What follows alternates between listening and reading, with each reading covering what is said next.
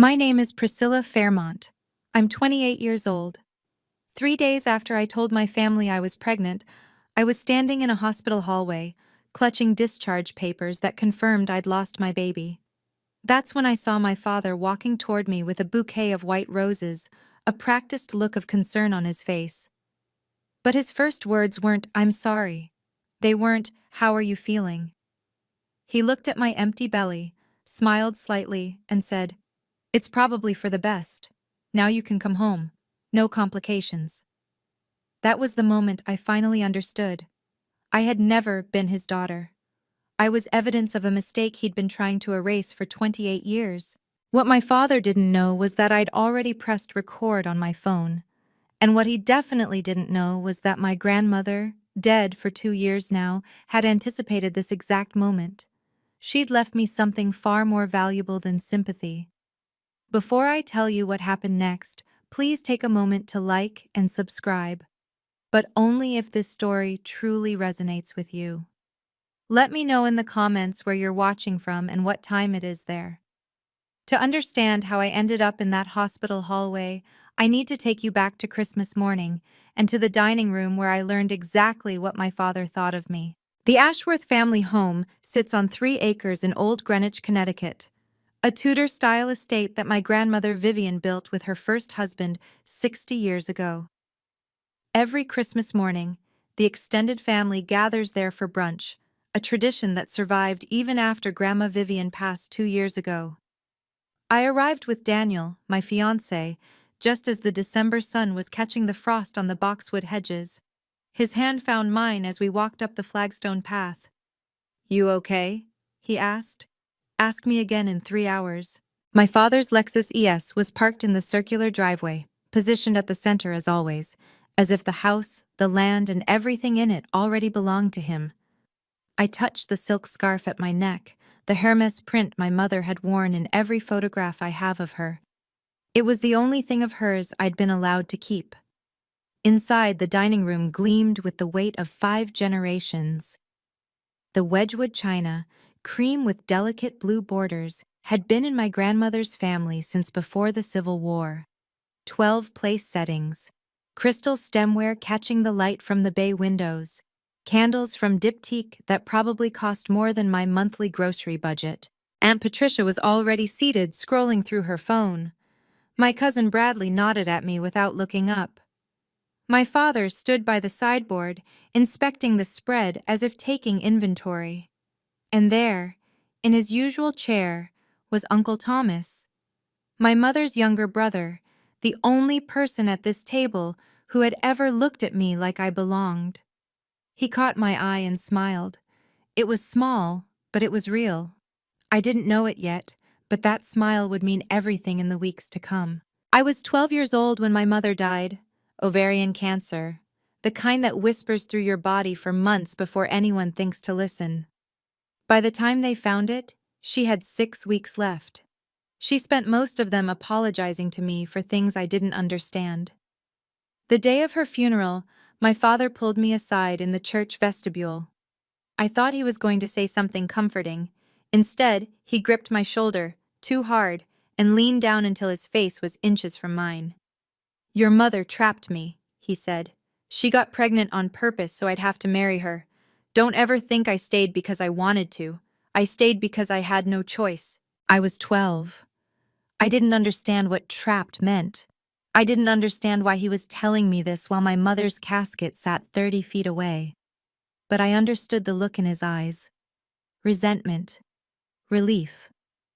After that day, I learned to make myself small. I chose a career he considered beneath the family. Elementary school teacher, the kind of job that barely paid rent on my studio apartment in Stamford. I visited only when required. I spoke only when spoken to. Daniel was the first person who ever made me feel like I deserved to take up space. We'd been together 3 years when I found out I was pregnant. 10 weeks along on Christmas morning.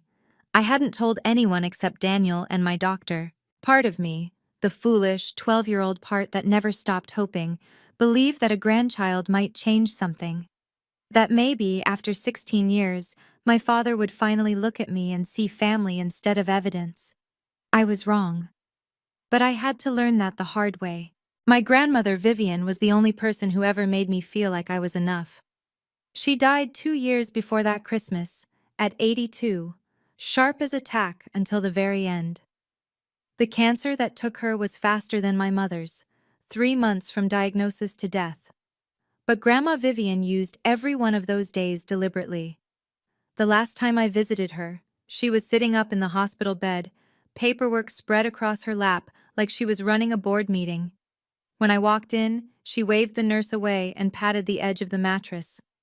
"Priscilla," she said, her voice thin but steady.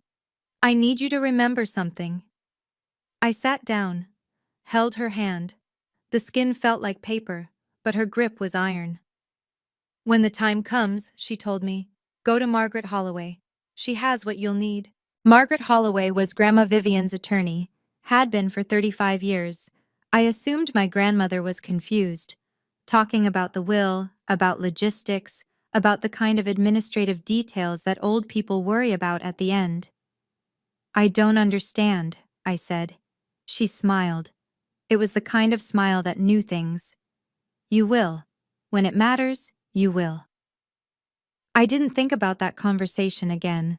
Not when she died, not when the funeral was held in the same church where we'd buried my mother, not when my father began referring to the family properties as if they already had his name on the deed. But sitting in that dining room on Christmas morning, with my hand resting on my still flat stomach, I suddenly remembered her words. I would understand them soon, far too soon. Brunch was served at exactly 11 o'clock. Grandma Vivian's tradition, still observed even though she was no longer there to enforce it. I barely tasted the eggs Benedict. The smoked salmon turned to paste in my mouth. Across the table, Daniel kept glancing at me, his foot pressed gently against mine under the linen tablecloth. We had planned this, rehearsed the words, waited until the coffee was poured and the conversation had settled into its usual rhythm of stock prices and golf handicaps. My father was telling Bradley about some investment opportunity, his voice carrying that particular authority he reserved for dispensing financial wisdom. Aunt Patricia was nodding along, though I doubt she was listening. Uncle Thomas caught my eye again. He raised his coffee cup slightly, a tiny toast just between us. I took a breath, then another. "I have an announcement," I said. The words came out quieter than I'd intended, but somehow they cut through everything. Forks paused, conversations stopped. 12 faces turned toward me. My heart was beating so hard I could feel it in my temples. Daniel reached under the table and squeezed my hand. I looked at him, his steady brown eyes, his small encouraging nod, and found my voice. "Daniel and I are expecting a baby." For one perfect moment, there was silence, the kind of silence that could have been anything: surprise, joy, the intake of breath before congratulations. Uncle Thomas smiled. Genuinely, fully smiled. And then my father stood up. His chair scraped against the hardwood floor like a warning. I watched his hand close around the edge of his plate, the Wedgwood, the irreplaceable Wedgwood, and I knew in that instant that everything was about to shatter. I just didn't know how literally. The plate hit the wall 3 feet from my head. Wedgwood doesn't shatter quietly. It explodes, a crack like a gunshot, then the high tinkling of 100 ceramic fragments hitting the floor. I didn't flinch. I was too shocked to flinch.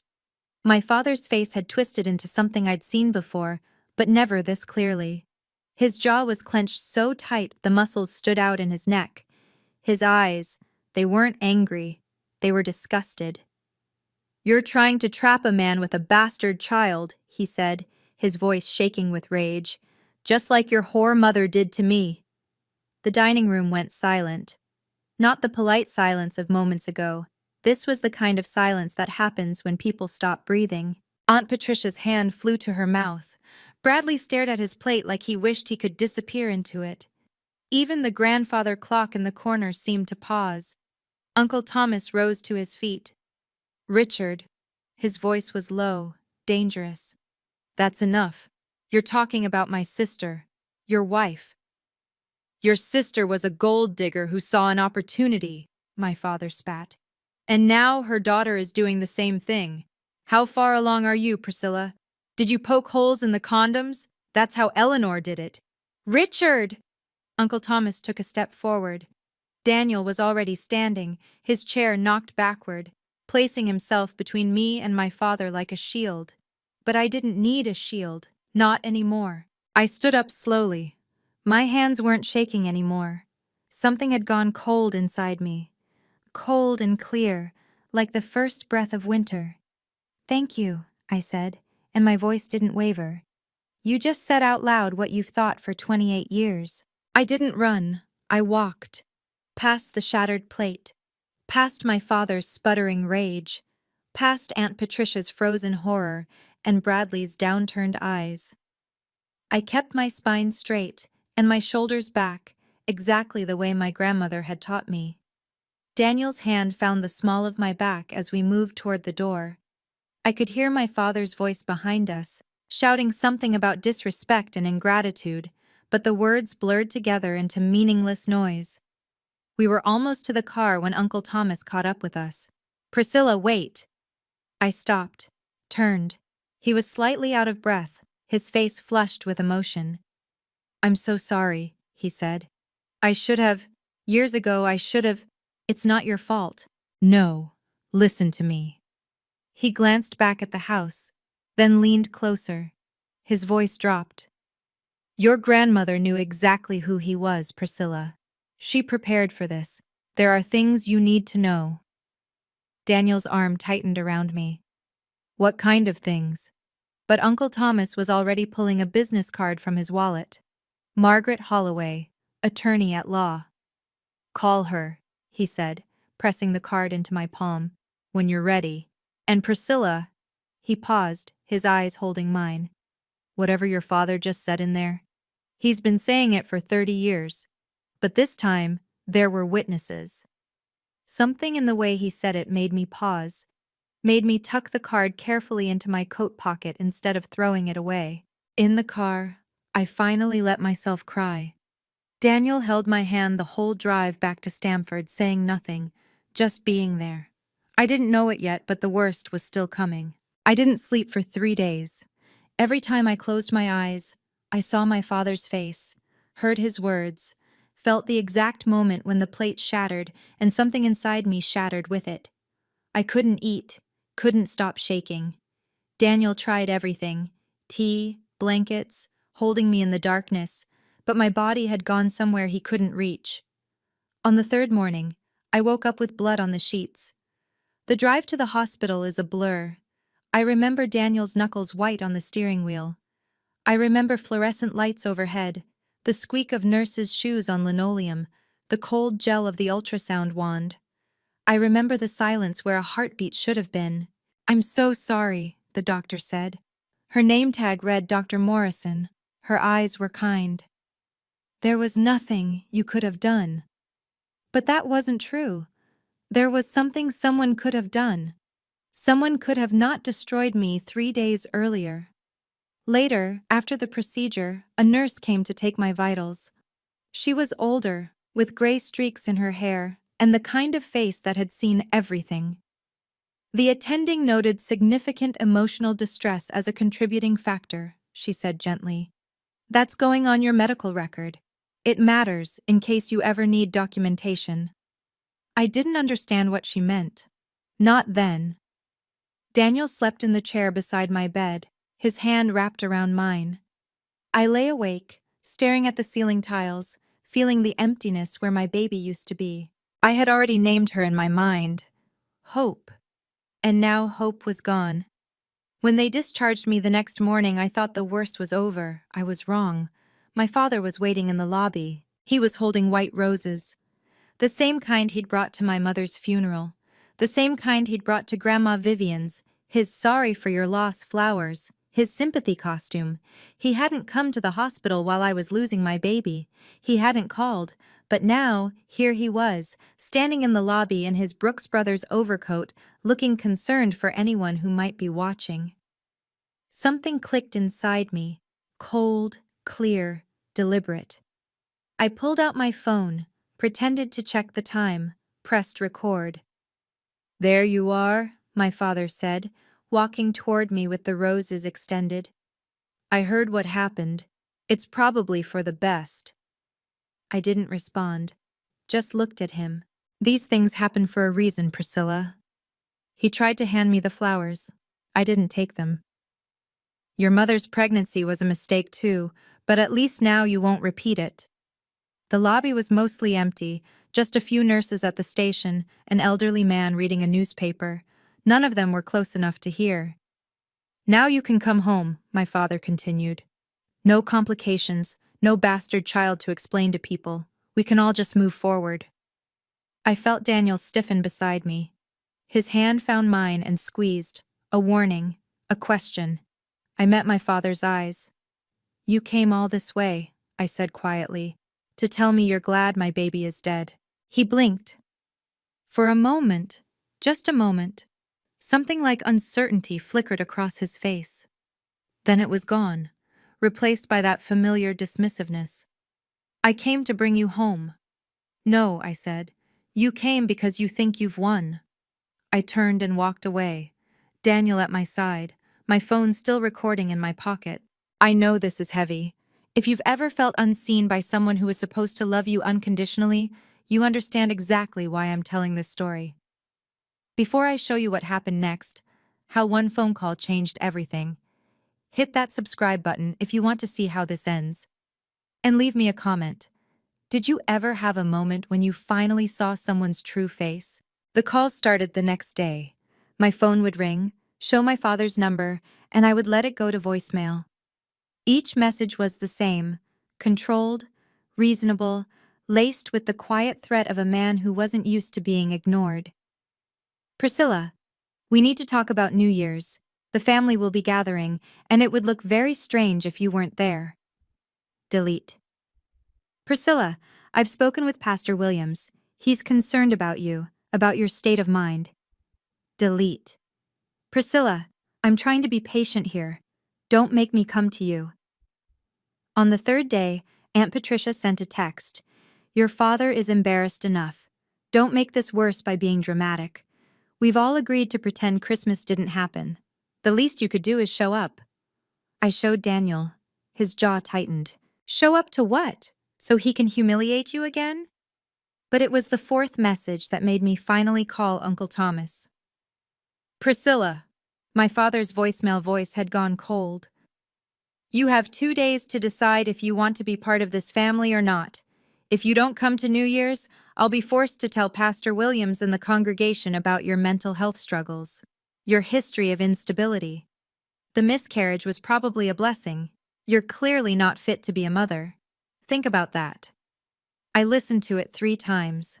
Then I pulled Margaret Holloway's card from my wallet and dialed Uncle Thomas. I'm ready to understand, I said when he answered. What did Grandma leave me? There was a pause.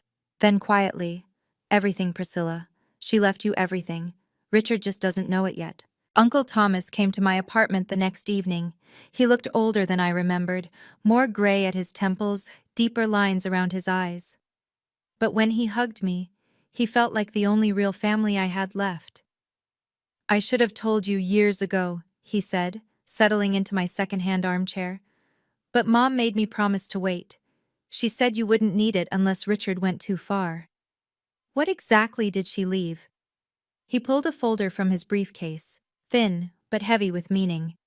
4 properties: the Tudor house in Old Greenwich, a condo in Hartford, the summer cottage on Cape Cod, and a parcel of land in Westport that's been in the family for 80 years. Total value, roughly $3.2 million. I stared at him. That's supposed to go to my father. That's what everyone said. That's what Richard told everyone. Uncle Thomas opened the folder. Mom's original will left everything to Eleanor, your mother, and after Eleanor died, it transferred to you, held in trust until you turned 25 or until Richard's claims could be evaluated. Evaluated? Mom added a codicil, 5 years before she died, completely separate from the main will. Richard never knew about it. He handed me a document and I saw my grandmother's elegant signature at the bottom. She called it her insurance policy. I read the key paragraph twice before the words made sense. In the event that Richard Fairmont is proven to have engaged in emotional abuse, public humiliation, or any action that directly harms the physical or mental well-being of my daughter Eleanor or my granddaughter Priscilla, all inheritance rights claimed by said Richard Fairmont shall be immediately and irrevocably forfeited. Proven how? I whispered. Uncle Thomas smiled grimly. That's where Margaret comes in. Margaret Holloway's office was exactly what you'd expect from a Harvard Law graduate with 35 years of practice. Mahogany walls, leather chairs, and diplomas arranged with the precision of someone who had earned every single one. She was smaller than I'd imagined, barely 5'2", with silver hair pulled back in a French twist and reading glasses perched on her nose. But her handshake was firm, and her eyes missed nothing. Your grandmother was one of the sharpest women I ever knew, Margaret said, gesturing for me and Uncle Thomas to sit. She spent the last decade of her life preparing for exactly this scenario. She knew my father would. She suspected. Richard is not a complicated man, Priscilla. He wanted the Ashworth money. He married your mother to get it. And when your mother died, he assumed he'd inherit through you. Margaret opened a leather portfolio. What he didn't know is that Vivian restructured everything after Eleanor's death. The properties are held in a trust with a forfeiture clause. The codicil, I said. Exactly. But a codicil requires evidence to activate, documentation of abuse, witnesses, proof that Richard violated the terms. I thought about Christmas morning, the shattered plate, the word whore echoing off the walls. There are witnesses, Uncle Thomas said. Everyone at that table heard what he said. Family witnesses are helpful but not sufficient on their own. Margaret leaned forward. However, Thomas, did you do what I asked? Uncle Thomas reached into his pocket and pulled out his phone. I started recording when Richard stood up. I have the entire thing. Margaret's smile was thin and satisfied. That's one piece of evidence.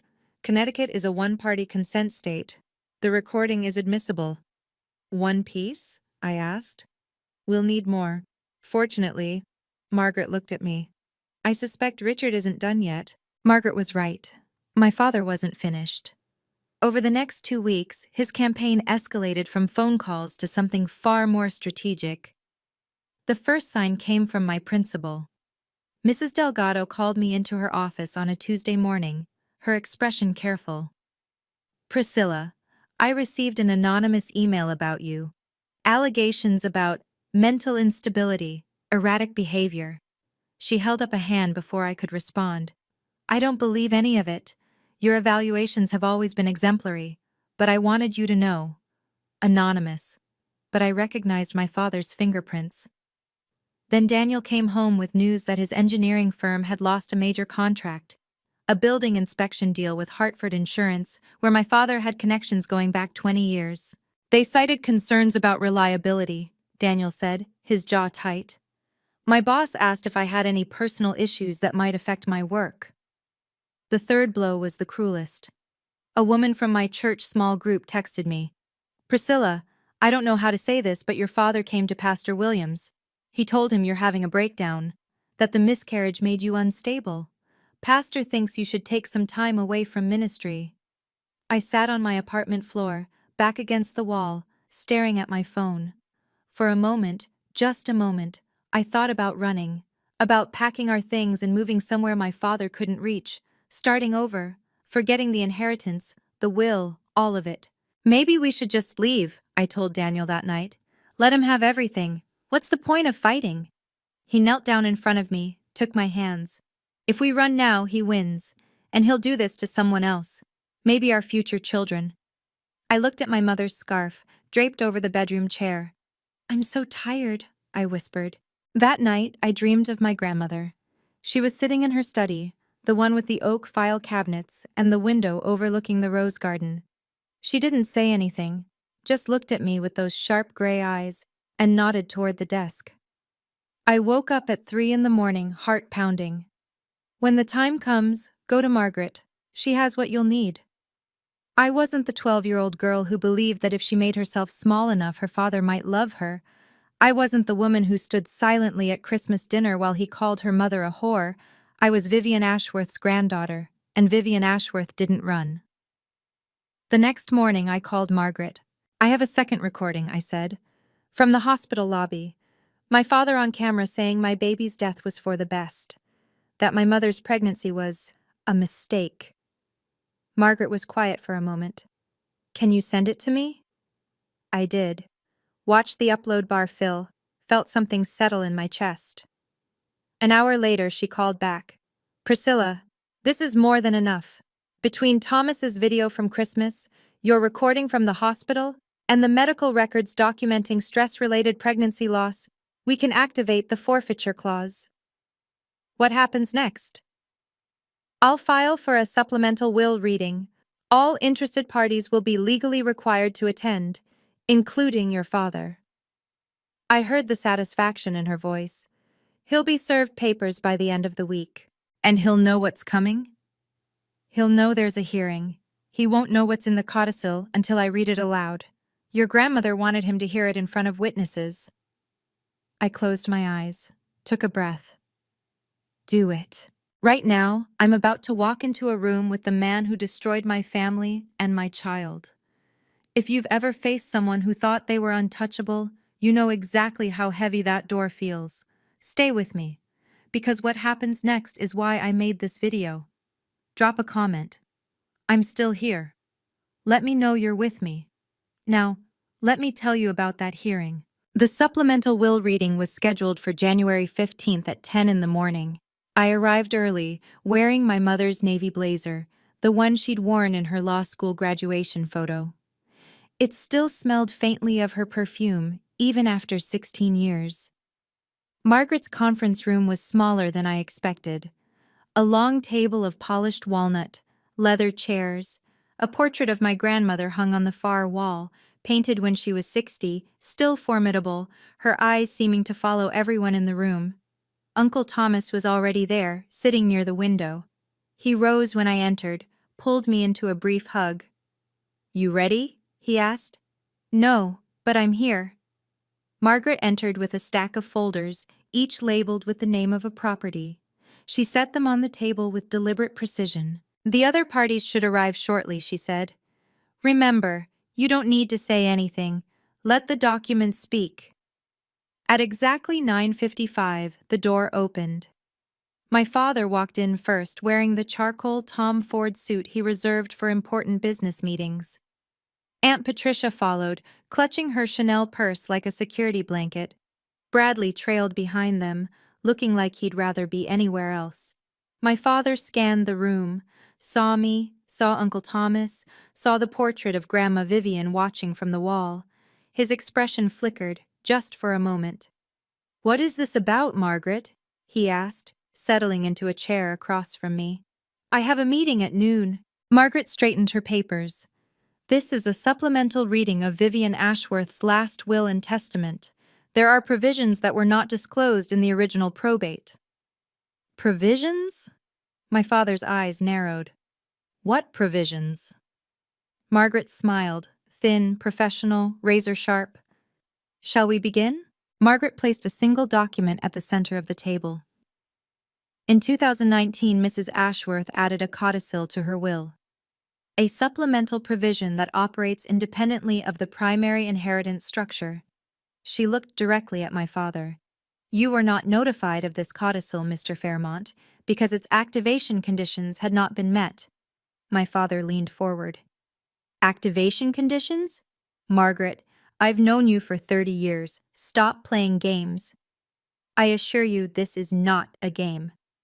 Margaret opened the document. The codicil contains a forfeiture clause.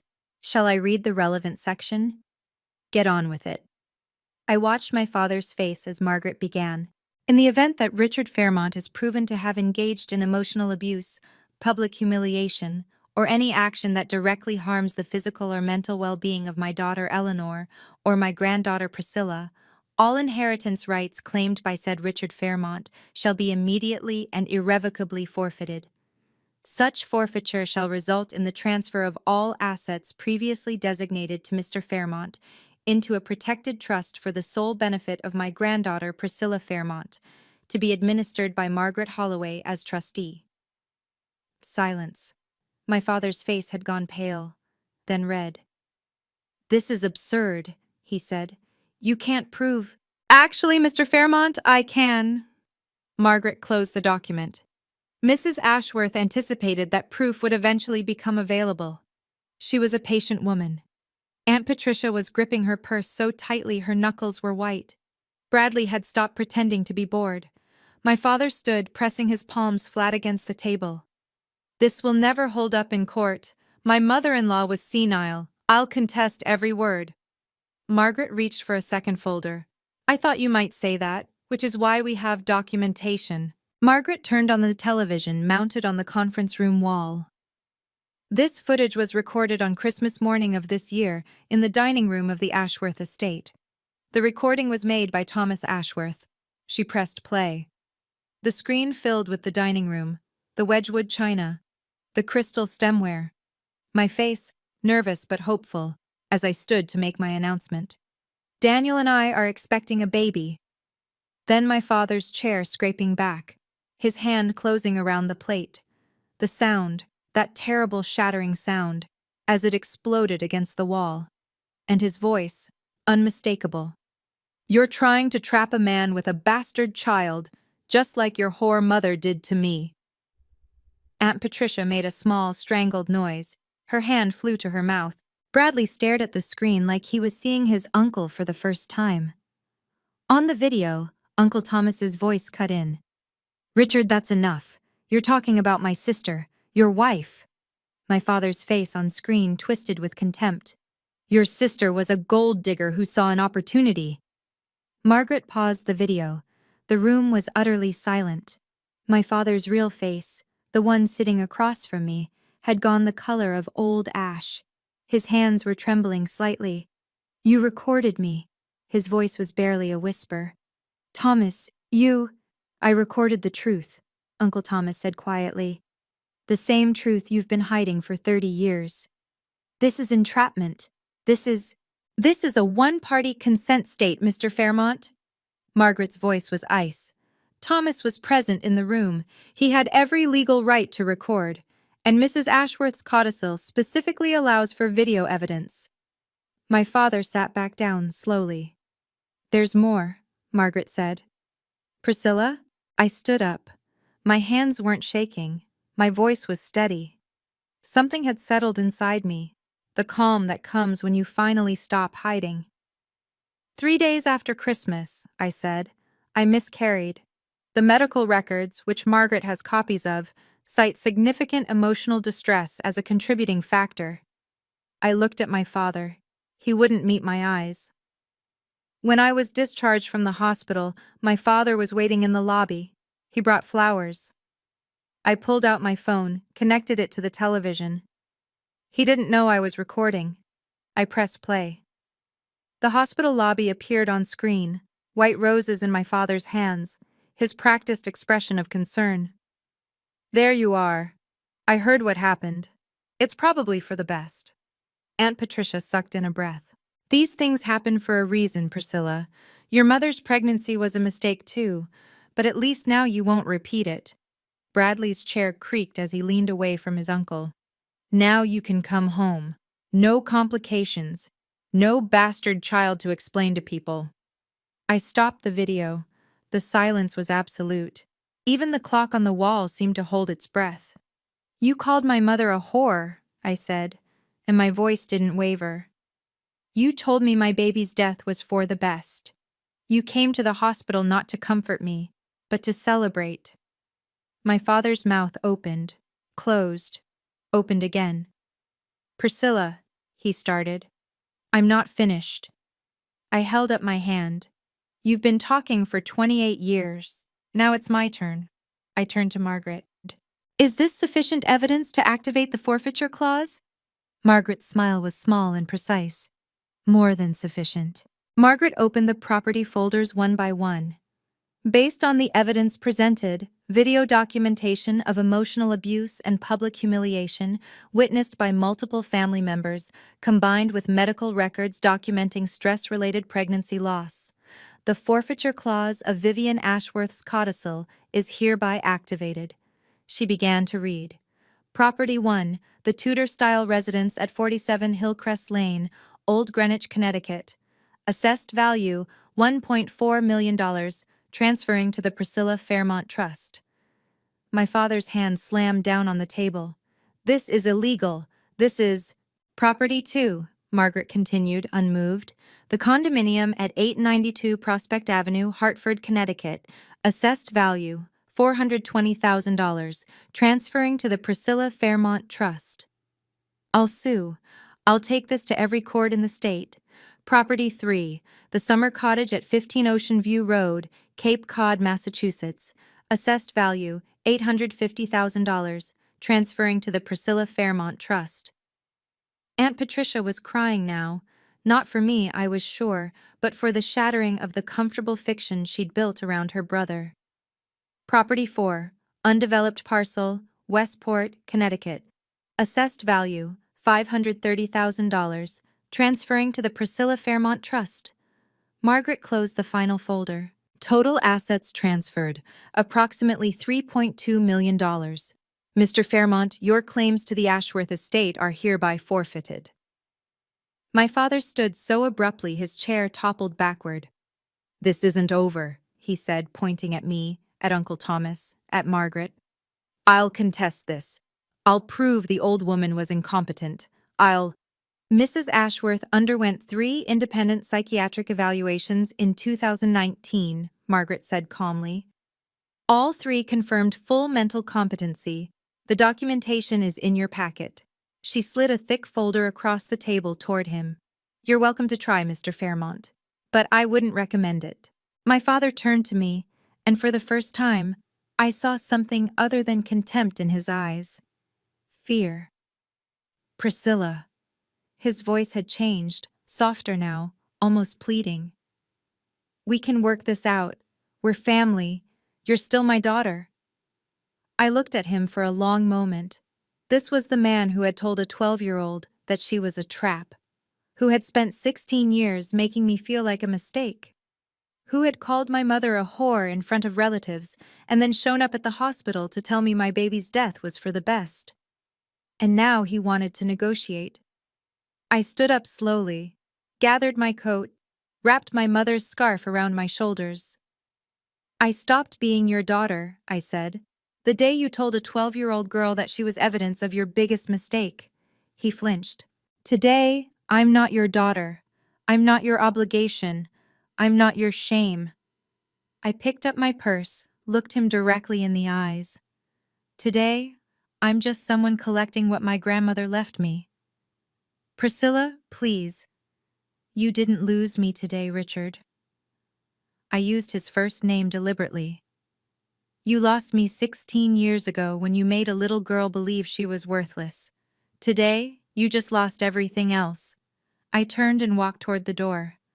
Uncle Thomas fell into step beside me. He didn't say anything, just put his hand briefly on my shoulder. Behind us, I heard my father slump back into his chair, heard Aunt Patricia's shocked whisper, heard Bradley say, I think we should go. I didn't look back. The door closed behind me, and I stepped into the January sunlight, feeling something I hadn't felt in years. Free. My father hired 3 different lawyers over the next 2 months. The first was his regular attorney, a corporate litigator who specialized in mergers and acquisitions. That man took one look at the codicil, the videos, and the psychiatric evaluations, and withdrew from the case within a week. The second was a probate specialist from New Haven.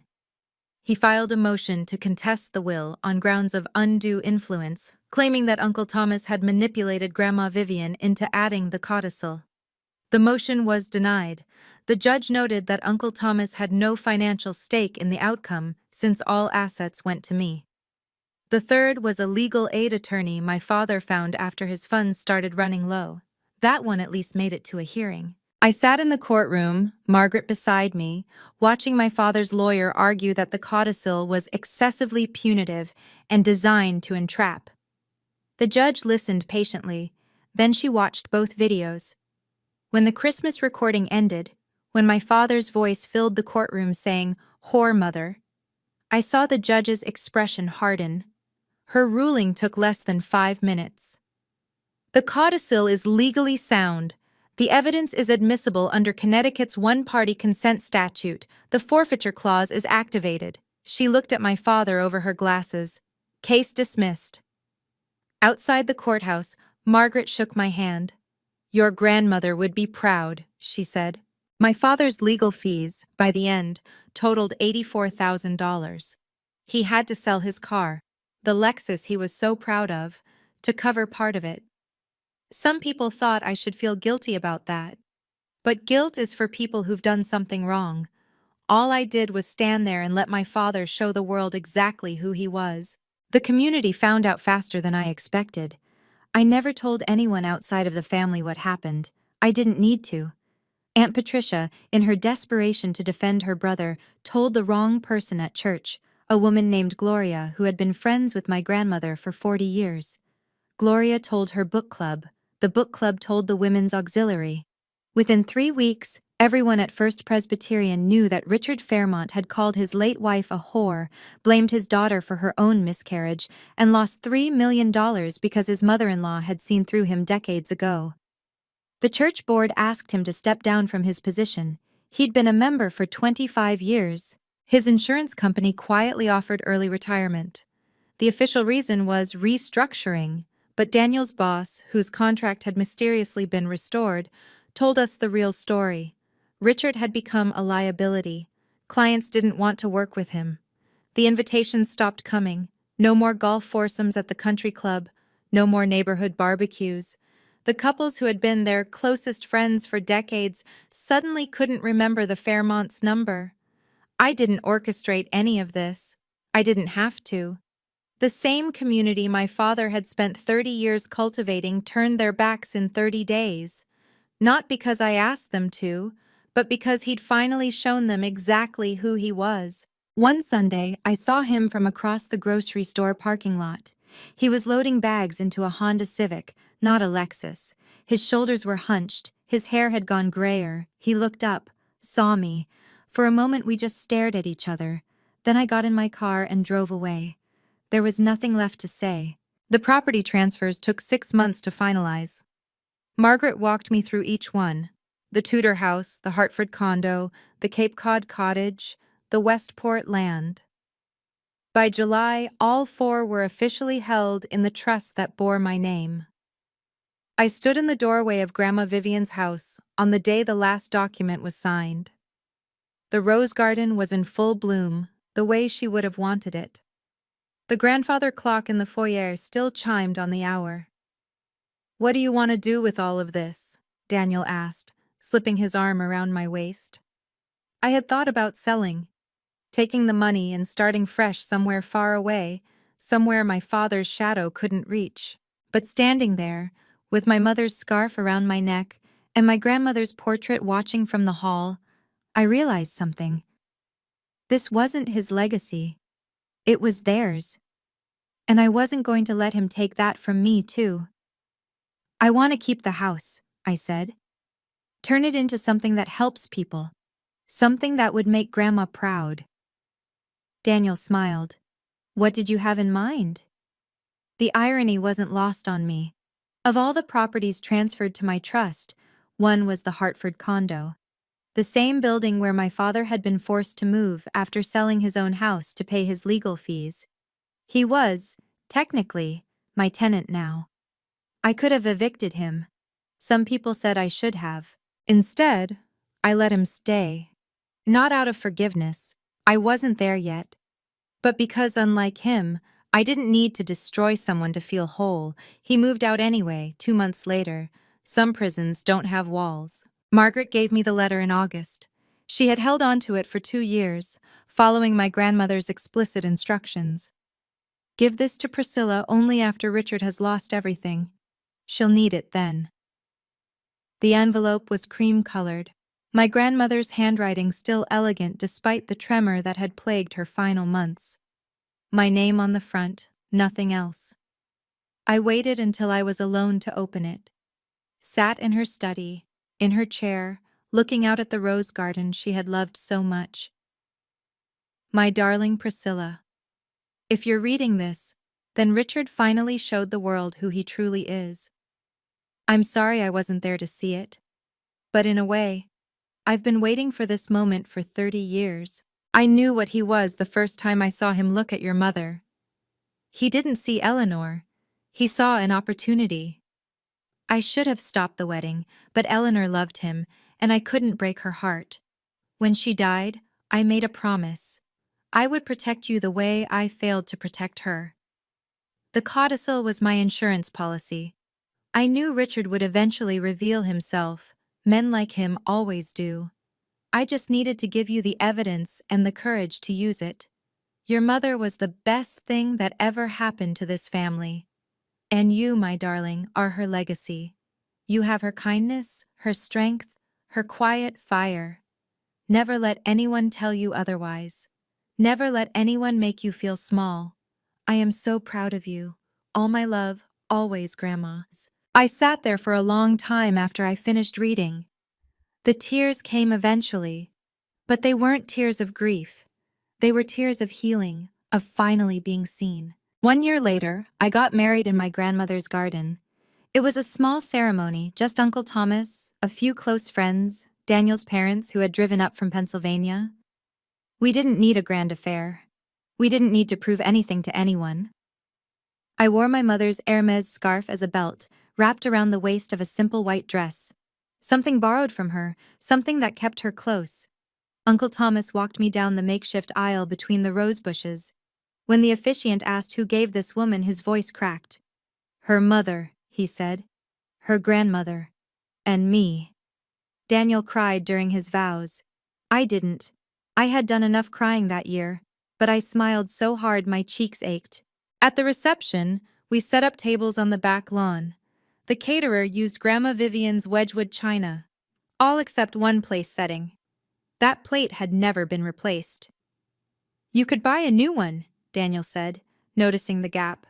Complete the set. I shook my head. Some things should stay broken, as a reminder of what we survived. Uncle Thomas made a toast. He talked about my mother, her laugh, her warmth, the way she used to sing in the kitchen while making breakfast. He talked about Grandma Vivian, her iron will, her fierce love, her refusal to let anyone hurt the people she protected. Eleanor would be so proud of you, he said, raising his glass. Not because of the houses or the money, but because you stood up in a way she never could. I lifted my champagne and looked at Daniel, at the garden, at the portrait of my grandmother visible through the study window. For the first time in my life, I felt like I belonged exactly where I was standing. Over the months that followed, I learned more about my mother than I had ever known. Uncle Thomas became a regular visitor. He'd drive down from New Haven on Sundays, and we'd sit in the garden with cups of coffee while he shared stories I had never heard. How Eleanor used to sneak out to meet him at the ice cream shop when they were teenagers. How she'd cried when their father died, but stood strong for their mother.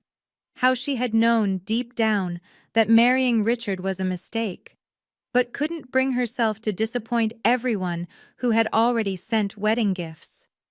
She told me once, Uncle Thomas said, that you were the only good thing to come out of that marriage.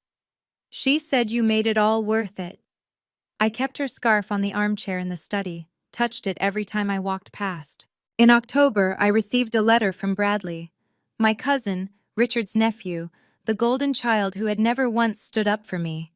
Priscilla, he wrote, I should have said something that morning. I should have defended you, or at least not sat there like a coward. I can't undo what happened, but I wanted you to know that I'm sorry. You deserved better. I read it 3 times, didn't reply for 2 weeks. When I finally wrote back, I kept it short. Thank you for saying that. It means more than you know. Aunt Patricia sent a letter too, eventually. It was longer, full of explanations and justifications and half apologies that never quite acknowledged what she had allowed to happen. I read it once, put it in a drawer. Maybe someday I'd be ready to respond. But not yet. Some doors take longer to open than others. I still think about Hope. That was her name in my heart. The baby I lost. The future that was taken. Some nights I lie awake and wonder what she would have looked like. Whether she would have had Daniel's eyes or my mother's smile. Grief doesn't move in a straight line.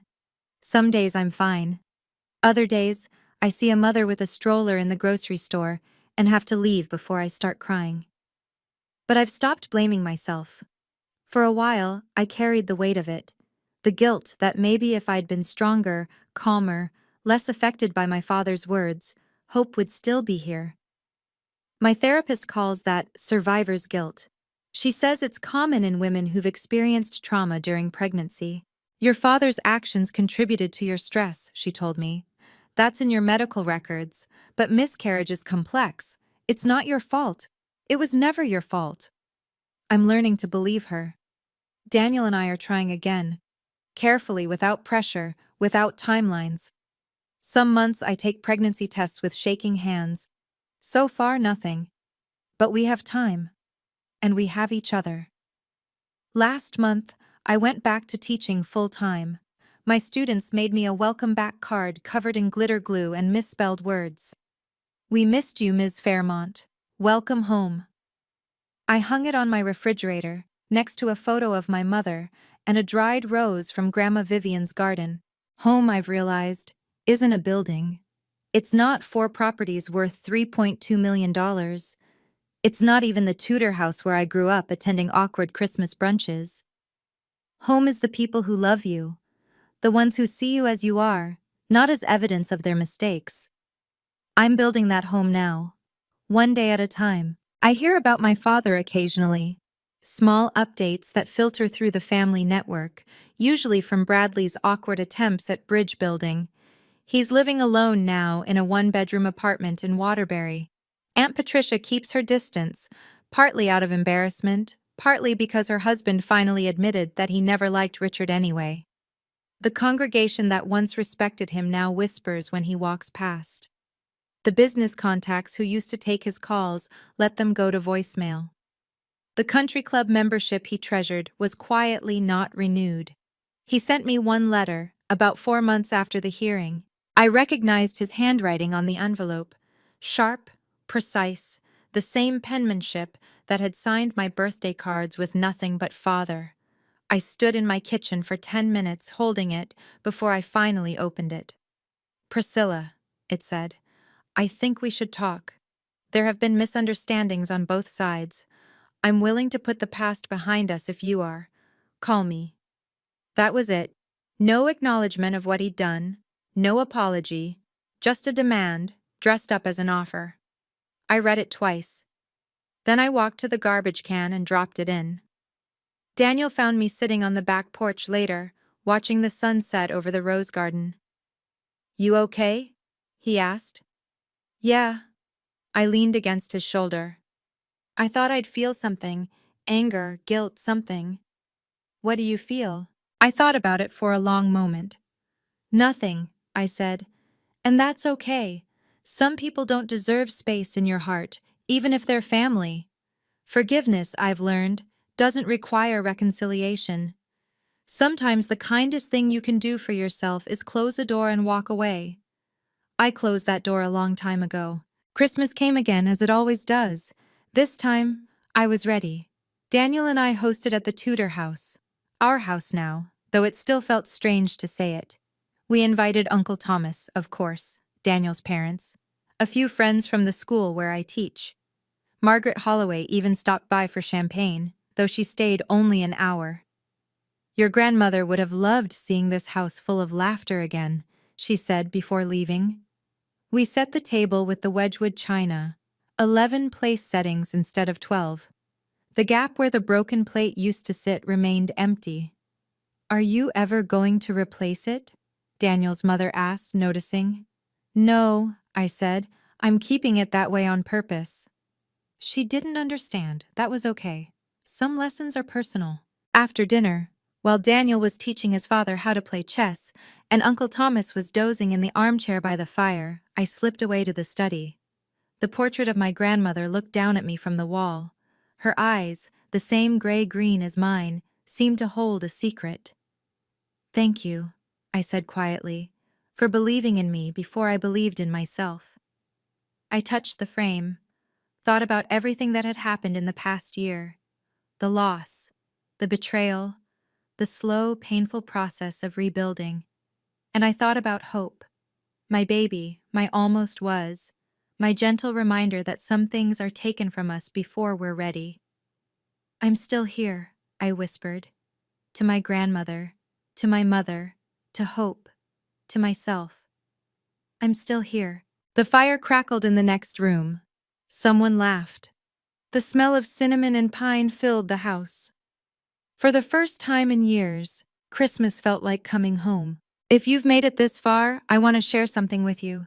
I spent 28 years believing I was unlovable, that I was a mistake, that the only way to survive was to make myself small, invisible, undemanding.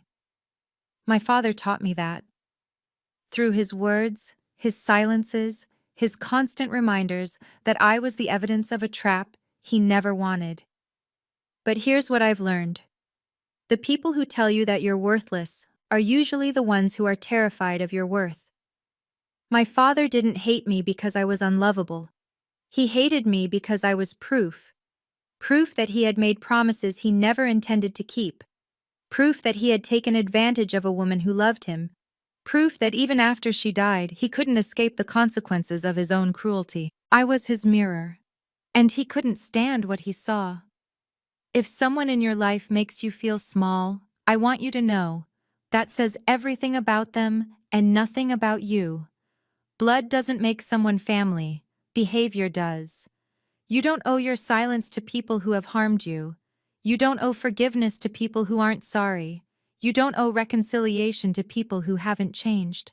What you owe yourself is the truth, the courage to speak it, and the boundaries to protect your peace. I'm not telling this story for revenge. I'm telling it because for years, I thought I was alone.